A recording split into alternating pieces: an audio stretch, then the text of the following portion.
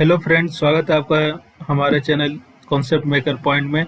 आज मैं आपके लिए गेट प्रीवियस ईयर क्वेश्चन के सीरीज में ट्रांजिएंट का एक क्वेश्चन लाया हूं।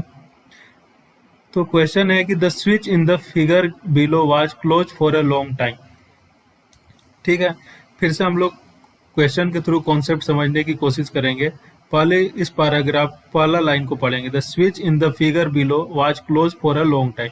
मतलब ये जो स्विच था वो पहले क्या था। देखो, ये स्विच का जो एरो बता रहा है, मतलब पहले ये क्या हो रहा होगा, क्लोज रहा होगा, लेकिन एरो के साइन बता रहा है कि वो अब ओपन हो रहा। तो इस क्वेश्चन में बोल रहा है कि क्लोज, ये जो स्विच था वो बहुत लंबे समय से क्लोज था। तो मैं इसका एक डायग्राम, इसको मैं बना लेता हूँ कि ये क्या है, लंबे समय से मान लो क्लोज था। ठीक है, तो at T less than zero, यानी टी जीरो माइनस पे मैं बात कर रहा हूँ। देखो, टी ग्रेटर देन जीरो पे स्विच को ओपन हुआ है, तो जब स्विच ओपन नहीं था यानी कि क्लोज था, तो ये बहुत लंबे समय से क्लोज था। तो ये सर्किट कुछ ऐसा था उस समय। सर्किट कुछ क्या था, ऐसा था। अब इस सर्किट ऐसा तो बहुत समय से था, तो बहुत समय मतलब स्टेडी स्टेट। क्या था, स्टेडी स्टेट। मतलब सर्किट क्या था, स्विच को ओपन करने से पहले सर्किट जो था स्टेडी स्टेट में था। तो स्टेडी स्टेट में मैं क्या करूंगा, इस इंडक्टर के अक्रॉस इंडक्टर्स के थ्रू कितना करंट फ्लो हो रहा वो निकालूंगा। तो देखो, अब ये इंडक्टर है, ये 50 वोल्ट का वोल्टेज सोर्स है। ये सर्किट स्विच ओपन होने से पहले स्टेडी स्टेट में था।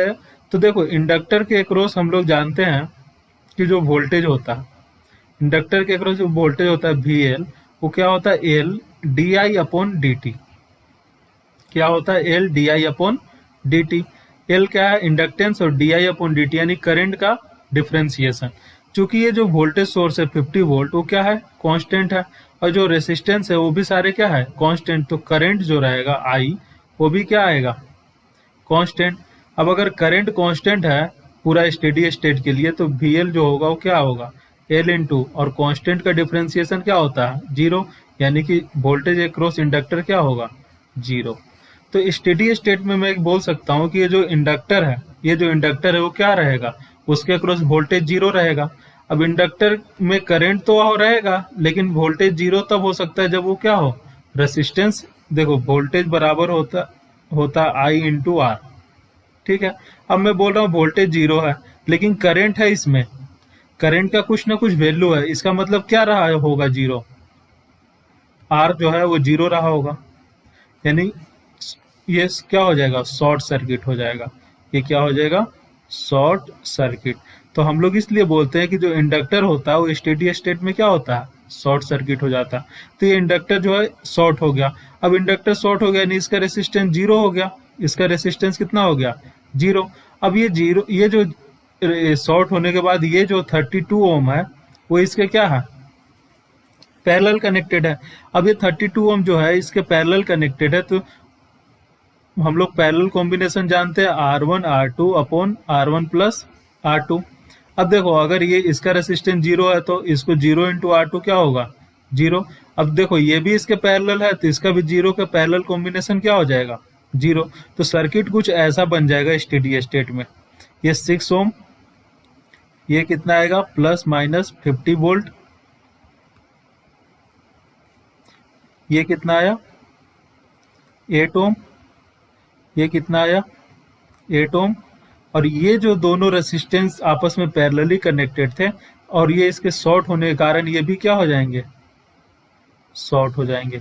यानी कि ये जो पूरा शॉर्ट सर्किट हो जाएगा, शॉर्ट सर्किट हो गया।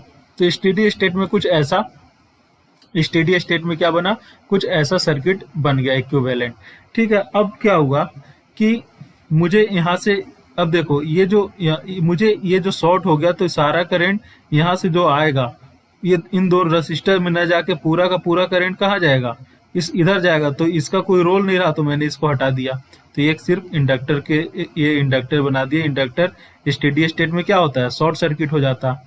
अब देखो, मैं इसका इक्विवेलेंट निकालूंगा, तो 8 और 8 आपस में क्या है, पैरेलली कनेक्टेड है। तो 8 और 8 का पैरेलल कॉम्बिनेशन क्या होगा, 4 ओम। और 4 और प्लस 6 कितना होता है, 10। तो मैं यहाँ से अगर इस दो पॉइंट के बीच में इक्विवेलेंट रेसिस्टेंस निकालूं तो 8 और 8 का पैरेलल 4, 4 और 6 सीरीज में हो जाएंगे तो 10। तो मैं यहाँ से करंट निकालूंगा तो आई बराबर कितना हो जाएगा, 50/10 इज इक्वल टू कितना होगा, 5 एम्पियर। यानी कि यहाँ से 5 एम्पियर करंट फ्लो होगा। अब देखो यह 5 एम्पियर यहाँ पे आया इस जंक्शन पे, तो इस जंक्शन पे आने के पास उसके पास दो रास्ते हैं, एक तो रास्ता ये है और एक रास्ता ये है। अब देखो इस रास्ते के अक्रॉस 8 ओम का रेसिस्टर आएगा और इस रास्ते के अक्रॉस भी 8 ओम का। तो जब दो पाथ में सेम रेसिस्टेंस होता है तो करंट क्या होता है, डिवाइड हो जाता है इक्वली। यानी कि 5 एम्पियर था तो यहाँ पे किधर इधर कितना चला जाएगा, 2.5 एम्पियर, और इधर कितना चला जाएगा, 2.5 एम्पियर। तो मैं बोल सकता हूँ कि इस इंडक्टर में स्टेडी स्टेट में कितना करंट फ्लो होगा, 2.5 एम्पियर।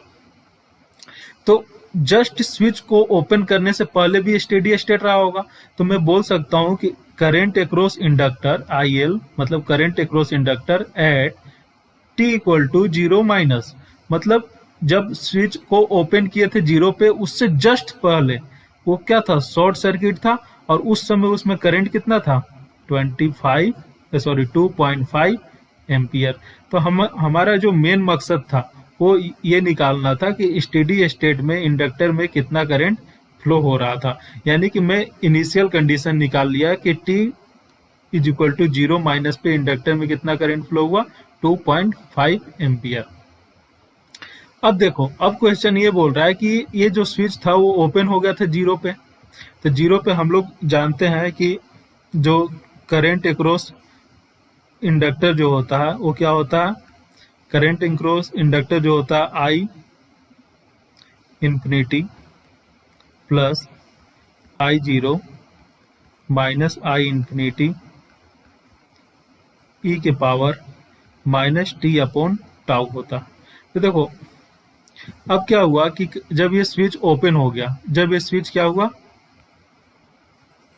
जब ये स्विच ओपन कर दिया हमने, जब ये स्विच ओपन हो गया तो अब ये वोल्टेज सोर्स तो सर्किट से डिस्कनेक्टेड हो गया, ये पूरा डिस्कनेक्ट हुआ। अभी जब वोल्टेज सोर्स सर्किट से डिस्कनेक्ट हो गया तो अभी लेकिन इंडक्टर में करंट सडनली चेंज नहीं हो सकता, तो इसमें करंट अभी भी फ्लो होगा, करंट अभी भी फ्लो होगा। तो वही हमें करंट निकालना है कि t ग्रेटर देन 0 पे क्या होगा। ठीक है, अब क्या करेंगे, अब उसके निकालने के लिए मैं क्या करूंगा, इन्फिनिटी। मतलब देखो ये तो अब इसमें सिर्फ और सिर्फ एक डिपेंडेंट सोर्स बचेगा इंडक्टर, वो क्या करेगा, उसका जो एनर्जी एक इंडक्टर जो है एक एनर्जी स्टोरिंग एलिमेंट है, वो जब स्टेडी स्टेट में था तो उसने एनर्जी को स्टोर कर लिया था। अब क्या होगा, जब वो डिस्कनेक्ट हो गया सप्लाई से, तब वो क्या करेगा, उसका एनर्जी रेसिस्टर में डिसिपेट करेगा। तो एट इन्फिनिटी पे उसमें एनर्जी क्या हो जाएगी, 0। अब एनर्जी 0 हुई तो करंट भी क्या हो जाएगा, 0। यानी कि मैं बोल सकता हूँ कि I इंफिनिटी जो है वो कितना हो जाएगा, 0। और I0 कितना होगा, 2.5 एम्पियर। क्यों, क्योंकि इंडक्टर में करंट जो होता है वो सडनली चेंज नहीं होता। यानी IL 0 माइनस जो रहेगा वो किसके बराबर होगा, IL 0 प्लस के। तो 0 माइनस में 2.5 एम्पियर था तो 0 प्लस में भी 2.5 एम्पियर होगा।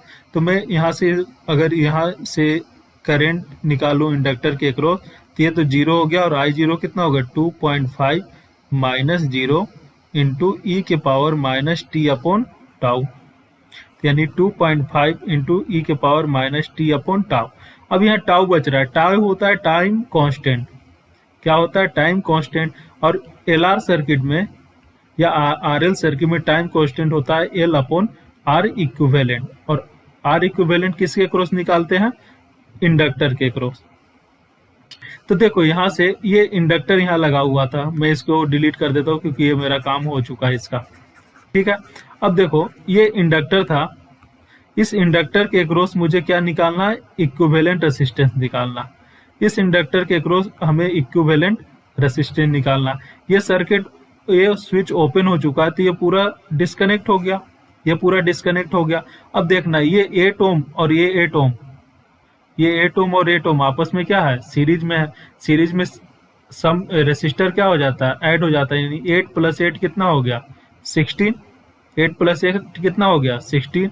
और देखो ये 32 और ये 32 आपस में किस में कनेक्टेड है, ये 32 आपस में पैरेलल में कनेक्टेड है। तो 32 का पैरेलल कितना हो जाएगा, 16। और 8 और 8 का सीरीज कितना हो जाएगा 16। ठीक है, अब देखो 16 और 16 आपस में किससे कनेक्टेड हो जाएंगे, पैरेलली। तो 16 और 16 का पैरेलल कॉम्बिनेशन क्या होगा 8 यानी RTH हमें पता चल गया क्या आया, या R इक्विवेलेंट कितना आया 8।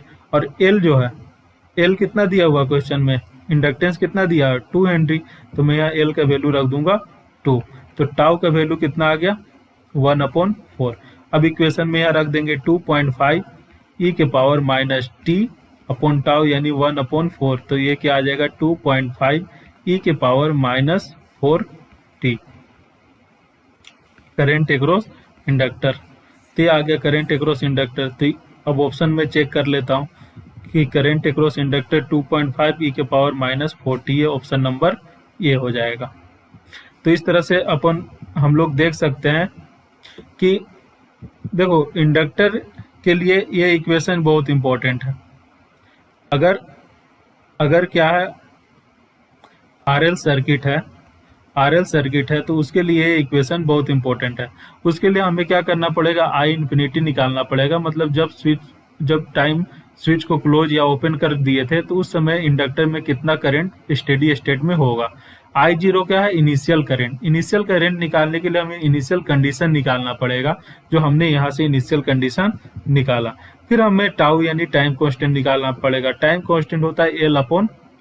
तो L/R हमने R निकाला कैसे, इक्विवेलेंट रेसिस्टेंस। देखना इसमें क्वेश्चन लोग कहाँ गलती करते हैं, R इक्विवेलेंट इस वोल्टेज सोर्स के अक्रॉस निकालने लगते हैं और आंसर कभी लाएंगे कभी नहीं आएगा। हमें टाइम कांस्टेंट निकालना LR सर्किट का, यानी कि L के अक्रॉस कितना रेसिस्टेंस है वो हमें निकालना है। तो इसके लिए हम लोग इस इंडक्टर को हटा के और देखेंगे कितना। अब कोई ये भी बोल सकता है कि इसको क्यों नहीं कंसीडर किया, क्योंकि ये तब की बात हो रही है जब t ग्रेटर देन 0 के बाद की बात हो रही है।